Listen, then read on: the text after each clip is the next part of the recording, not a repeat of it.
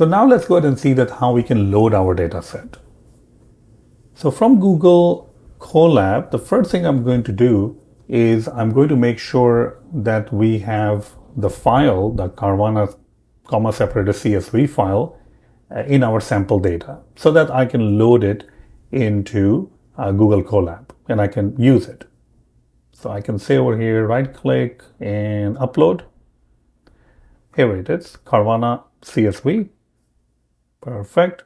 It's a small file, so it should be uploaded pretty fast, as you can see right there. Let's get the path to this file. Copy path. Great. So now we can actually use it.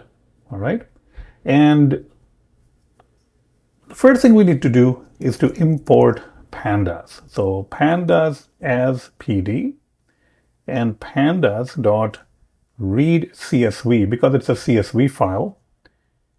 And let's go ahead and load it. Now what Pandas is going to allow us to do is to visualize the Carvana data set, and Pandas is going to create kind of like an in-memory table with the rows and columns, and it will allow us to not only visualize the data, but it's also going to allow us to manipulate the data. You know, like if we want to add a new column, remove a column, things like that, we can do it. Okay. So over here, we're using the read CSV. We get the data frame. So this is going to return a data frame, and I can simply print it out. But if you add a line in your cell and just run the cell, then you can print out that also like this in a much nicer way, actually. So if we print out the data frame, this is what it looks like. Don't worry about these things, these numbers. These are just generated by, Google Colab. They don't really exist in the data set. The things that exist in the data set are these things: name, year, miles, and price.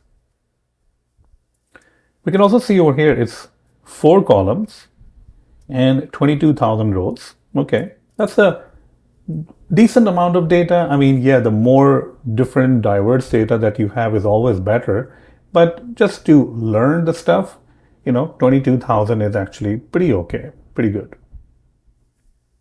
So what do we see in this data? Well, right out of the bat, we see a problem. See that? What is that going on over there in the year? It says 20173. Well, that's not possible, right? So there's a problem with this. Now, is this like a one-time deal only? Like maybe there's only BMWX and that data is messed up? Or is it happening in other parts of our data set? And I think that's where Pandas is really good, because we can now manipulate, or we can actually filter it and see how many of these years exist or similar years exist in our data set. Because if we use this for our training, then obviously this is a wrong year and all of our training data or the model will get messed up because now it's trained on wrong data.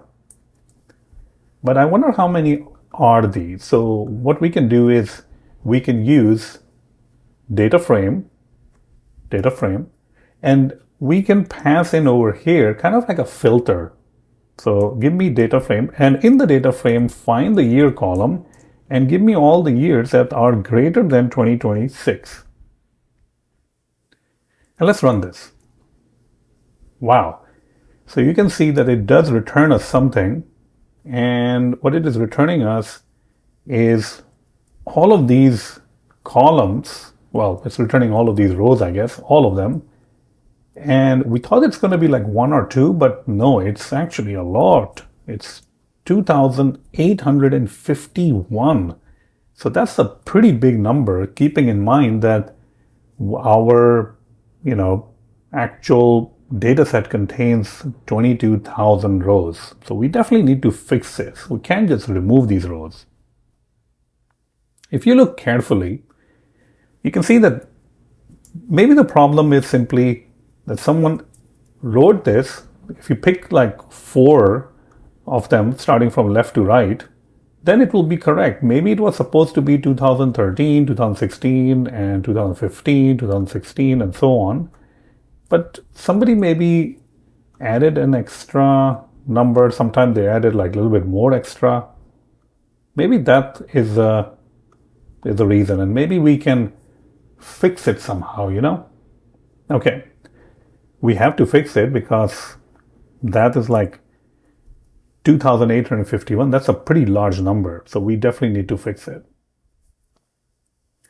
I think apart from that, what we need to do also is just check, like, what is the maximum year, and this is where you're just going to be examining your data set. So if I say year.max, okay, so that doesn't even make any sense, right? Because the maximum year is already obviously messed up. Instead of 2022, this one, it's like, something far, far, far in the future. Okay. What about miles? What is the maximum miles that we have? Okay, so we have close to like 120,000 miles. That's the maximum miles.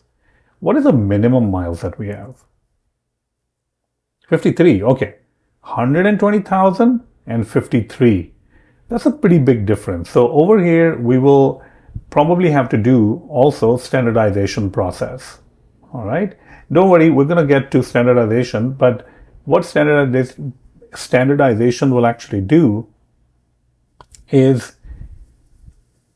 minimum and maximum, meaning there's a huge gap, between the minimum driven miles and the maximum. And what we want to do is, because of that gap, we can have outliers. So eventually, after we do the standardization process, we will put them on a different scale. So they will still have the same distance, but on a much smaller scale. So instead of a distance between like 110,000, 118 or 19,000, that kind of a difference, instead of that, it will be like 0.01, 0.0 thing. But they will have the same distance between them, but it will be on a different scale. They will all be standardized. And we'll get to that, because first step, what we need to do is we need to fix these year columns. Is there anything else wrong with this? Well, looking at this data set, it does contain the name of the cards. I mean, all of the cards over here, they have names. We will be using, linear regression algorithm. And in those algorithms, or in most of the machine learning algorithms, it doesn't really work nicely on string-based data. It has to be converted into numbers. And as you can see, the name column is string. So somehow we need to convert it into a numerical representation. Okay, so we have examined the data. We definitely know that there is a lot of stuff that is wrong with the data that we need to fix before we move on to the training part. So let's start with fixing the year part, this one. So let's go ahead and do that in the next lecture.